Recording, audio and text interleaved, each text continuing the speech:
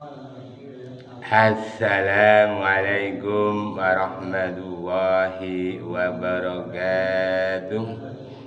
Alhamdulillahirabbil alamin. Wassalatu wassalamu ala asyrafil anbiya'i wal mursalin sayyidina Muhammadin wa ala alihi wa ashabihi ajmain. Pemirsa yang berbahagia, setiap manusia tentunya di dalam berdoa ingin dikabulkan oleh Allah Subhanahu wa taala. Allah berfirman di surat Al-Mu'min ayat 60, "Ud'uni astajib lakum." Berdoalah kepadaku, niscaya akan aku kabulkan. Dari ayat di atas kita bisa melihat, bisa mengambil pelajaran bahwa setiap manusia dianjurkan untuk berdoa kepada Allah Subhanahu wa taala. Manakala kita selalu berdoa kepada Allah, niscaya doanya akan dikabulkan. Namun demikian, menurut Ibrahim ibnu Adam, bahwa ada seorang muridnya bertanya, Ya Syekh, mengapa saya berdoa bertahun-tahun tidak dikabulkan oleh Allah Subhanahu wa taala? Maka beliau menjawab, betul Allah berfirman di surat Al-Mu'min ayat 60, "Ud'uni astajib lakum." Berdoalah kepadaku, niscaya akan aku kabulkan. Maka dari itu, tausiah edisi kali ini saya akan mengambil tema, yaitu penyebab doa tidak dikabulkan. Pemirsa yang berbahagia, Allah Subhanahu wa taala memang benar-benar ingin mengabulkan doa hambanya manakala seorang hamba itu benar-benar berdoa kepadanya. Allah tidak akan menyalahi janjinya. Maka dari itu, menurut Ibrahim ibnu Adam, ada 10 penyebab doa tidak dikabulkan. Yang pertama adalah percaya kepada Allah tetapi tidak mau menjalankan perintahnya. Kita tahu bahwa perintah Allah banyak sekali, kita tahu, tapi mengapa kita tidak mau menjalankan perintahnya? Yang kedua, Rasulullah Muhammad SAW adalah utusannya, tetapi tidak mau mengikuti sunnahnya, tidak mau meneladani apa yang dicontohkan oleh beliau. Padahal Rasulullah sudah ditetapkan sebagai utusannya. Rasulullah telah berikan berbagai macam keteladan dalam kehidupan. Wa innaka la'ala khuluqin adzim. Sungguh di dalam diri Muhammad ada akhlak yang tinggi. Laqad kana lakum fi rasulillahi uswatun hasanah. Sungguhnya di dalam diri Muhammad ada teladan yang baik. Maka dari itu, mari kita contoh keteladan Nabi Muhammad dalam berbagai hal. Dengan demikian, manakala kita sudah mengakui bahwa Rasulullah adalah sebagai utusannya, mari kita teladani.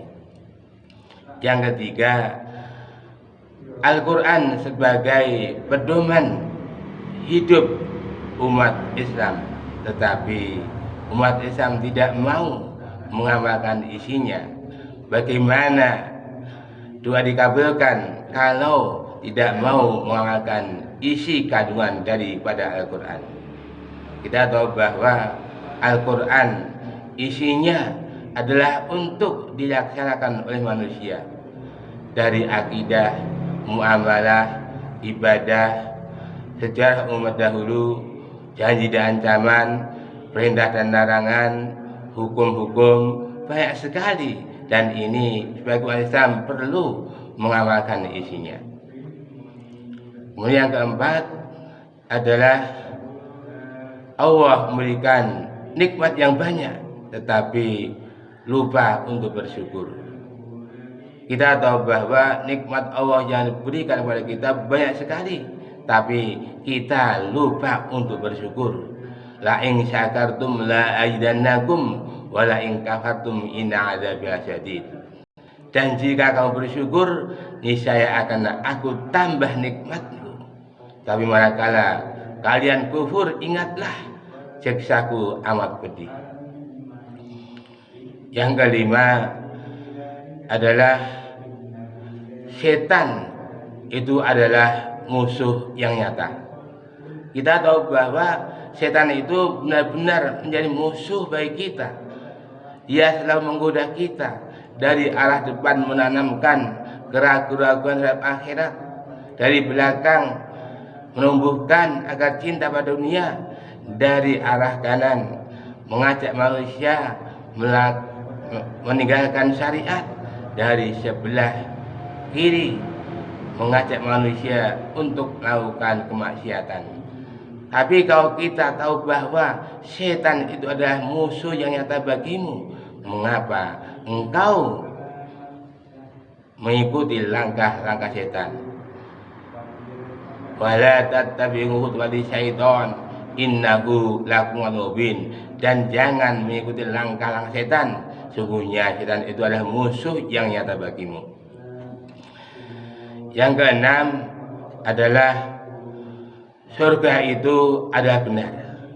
Kita tahu bahwa akhir kehidupan kita nanti ada dua pilihan, yaitu antara surga dan neraka. Kita tahu bahwa ketika kita tahu surga dengan berbagai macam penuh kenikmatan, kita tidak mau berlomba-lomba untuk beramal soleh mendapatkan surga, sehingga surga yang dijanjikan oleh Allah itu adalah benar.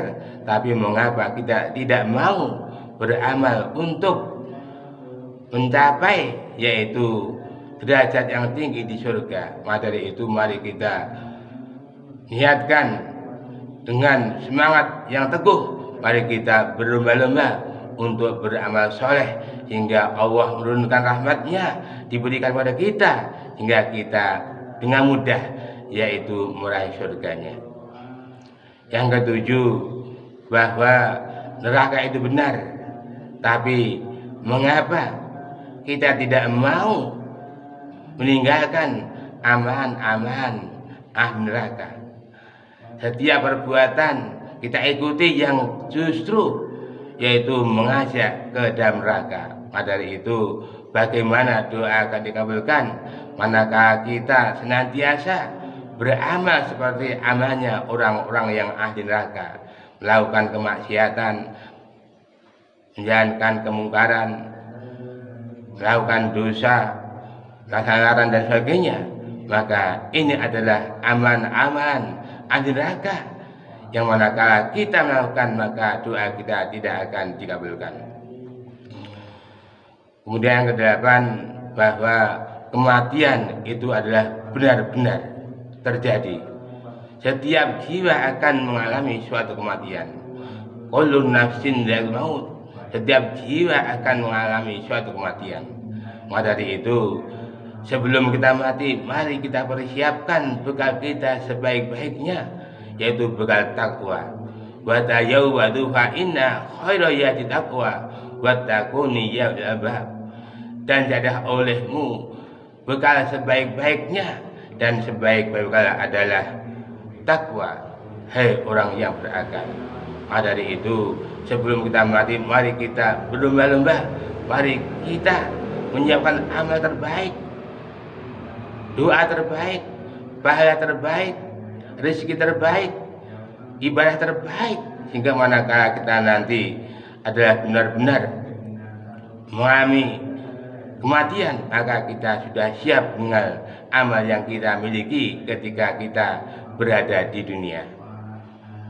Kemudian yang ke-9 adalah ketika mengubur jenazah, kita tidak mau mengambil pelajaran.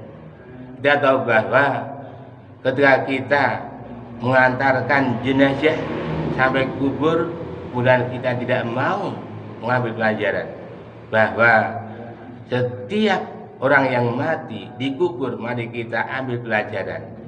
Kira-kira amal apa yang bisa kita kerjakan untuk menggapai apa yang dicita-citakan. Dari itu setiap kita tapi melaksanakan pengorbanannya, mari kita ambil pelajaran.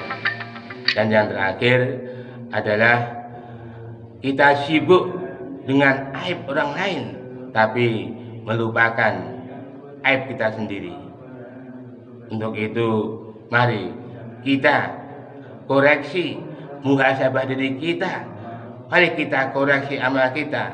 Apakah amal kita banyak solehnya atau amal salahnya? Kalau banyak amal solehnya kita pertahankan, kalau banyak salahnya kita hilangkan. Kita jangan sibuk mencari kekurangan, kesalahan orang lain, tapi kita melupakan kesalahan kita sendiri. Itulah penyebab 10 doa tidak dikabulkan. Maka dari itu, kalau kita ingin mendapatkan doa segera dikabulkan, maka tinggalkan 10 hadis di atas. Maka dari itu, mari kita mencari, yaitu waktu terbaik, waktu mustajab untuk berdoa kepada Allah Subhanahu wa Ta'ala, yaitu seperti malam terakhir, antara adzan dan qomat, antara dua khutbah, dan antara atau menunggu buka puasa atau setelah sholat. Insya Allah, manakala kita berdoa dengan penuh harap dan cemas, niscaya akan dikabulkan. Maka dari itu, mari kita koreksi diri kita sendiri, bagaimana doa kita. Apakah kita benar-benar sudah berdoa pada Allah, kemudian kita menjalankan perintahnya? Maka kita berdoa kepada Allah tapi masih maksiat, bagaimana doa itu dikabulkan? Itulah 10 penyebab doa tidak dikabulkan. Mudah-mudahan kita semua ketika berdoa, Allah memberikan kemudahan bagi kita, sehingga apa yang kita doakan Allah kabulkan. Demikian tausiah kali ini, mudah-mudahan ada manfaatnya.